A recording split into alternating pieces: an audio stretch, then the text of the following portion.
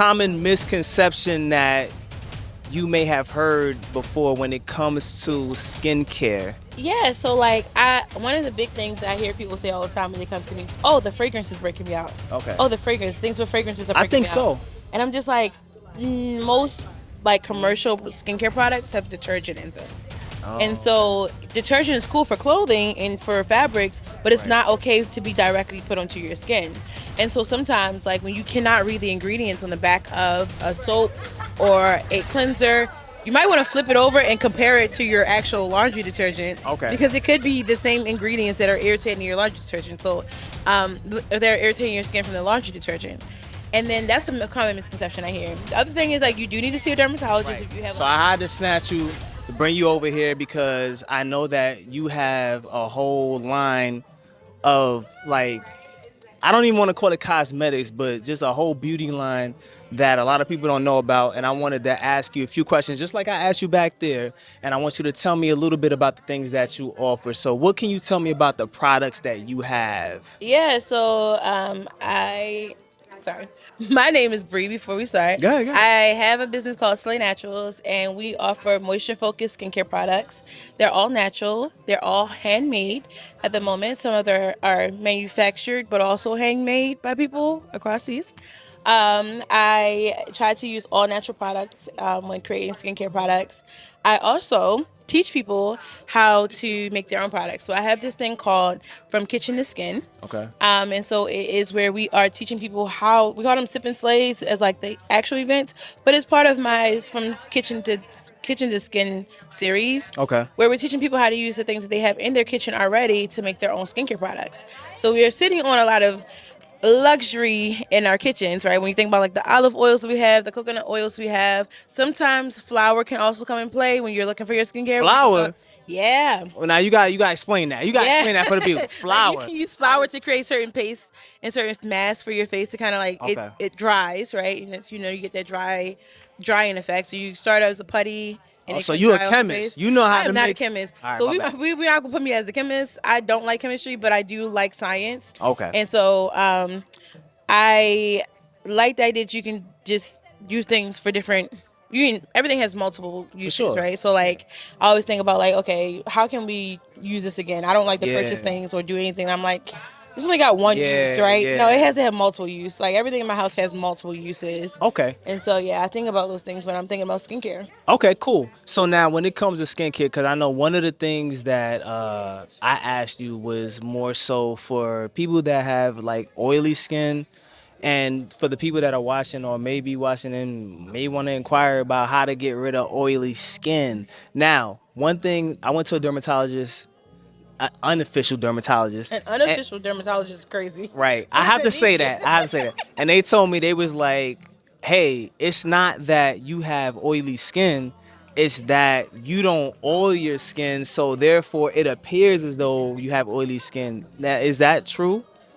Pretty much, yes, right? Okay. So, like, if you have dry skin is dangerous, Okay. right? Dry skin can crack, and your skin is your first, like, layer of protection for your entire body, right? Okay. It's your biggest organ. So, if it's dry skin, so I'll give it, sometimes skin is weird to talk about, but let's use, like, your pancreas, right? Okay. Your pancreas is going to continue to try to protect itself, and it's going to create more insulin for yourself, right? Correct. And so, the same thing with your skin. If your skin is dry, or it has an issue, it's going to do whatever it's going to take to protect your skin because it's a Correct. barrier. And so the best option that you have is to make sure that that barrier is nourished and taken care of. Okay. Okay, cool. Now a lot of people don't know that. A lot of people will continue to strip, strip, strip, strip. Yes. Now, your products specifically, I know you said they're all natural, and that's one of the things that a lot of people they continue to go to the pharmacies and they continue to go to, I'm not gonna promote any other names, but what is the common misconception that you may have heard before when it comes to skincare? Yeah, so like I one of the big things I hear people say all the time when they come to me is, "Oh, the fragrance is breaking me out." Okay. Oh, the fragrance, things with fragrances are I breaking think me out. so. And I'm just like, most like commercial skincare products have detergent in them. And Oh, okay. so detergent is cool for clothing and for fabrics, but it's Right. not okay to be directly put onto your skin. And so sometimes, like when you cannot read the ingredients on the back of a soap or a cleanser, you might want to flip it over and compare it to your actual laundry detergent Okay. because it could be the same ingredients that are irritating your laundry detergent. So they're irritating your skin from the laundry detergent. And then that's a common misconception I hear. The other thing is like Okay. you do need to see a dermatologist if you have like a health issue. Okay. But a lot of skincare issues can be traced back to either diet or your I routine. was about to ask you Yeah. that. So like when people come to you and they ask you about your products and you tell them that hey it's all natural. Now I know you may not be qualified like a nutritionist or anything like that, but do you like make subtle suggestions to them in terms of like hey what are the things that you're eating or anything like that, or you just stay away from that? You Oh like no, I do. I do tell people that because like okay. here's the thing, right? The same thing with a personal trainer, right? If you're a Hmm. personal trainer, you tell people, I mean, I cannot help you outwork a bad diet. Okay. I cannot help your skin clear up if your diet is horrible. Okay. Right? So if you're eating processed foods, you're eating all the sugars, all the bad like things for yourself, the bad Hmm. diets, it's nothing a good skincare routine can really do to clear those things up, right? Okay. Some people are also just dehydrated. Like some people do not drink I water. forgot about that. And like it's a common thing, right? I hear it all the time. Yeah. Oh, I don't like water. I don't drink water. And I'm like, well, you also are not going to get clear skin. Like your Hmm. skin, your body needs water to function. And if your kidneys need water to function, your Yeah. skin needs water to function. And so just simple like switches in your diet, like switching to just drinking water or reducing your sugar can help Hmm. your face significantly. Even when it comes down to the flare up of things like eczema or like some Yeah. people have like other skin issues that may just flare up based on their diets. It's like just check what you're eating. Do you have clients that come to you and they ask you like, "Hey, for eczema, what do you have?" Because you already know that the diet is an essential part when it comes to your skin. You can't just slap on your products and I'm not gonna say it won't help it, but at the same time, it's not the end all, right? Right. So what do you tell them?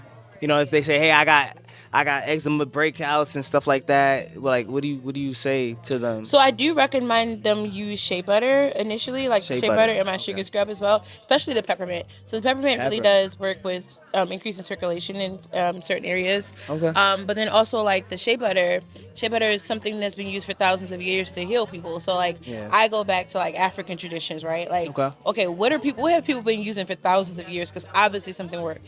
Like Mm-hmm. I mean, I'm not afraid to name drop, but like Dove and Johnson have only been around for the last couple hundred years, right? Mm. 102 maybe 200 years at max. Oh, we So already like know. you Yeah. know what I mean, so but like what were people using on their skin prior to that, right? Okay.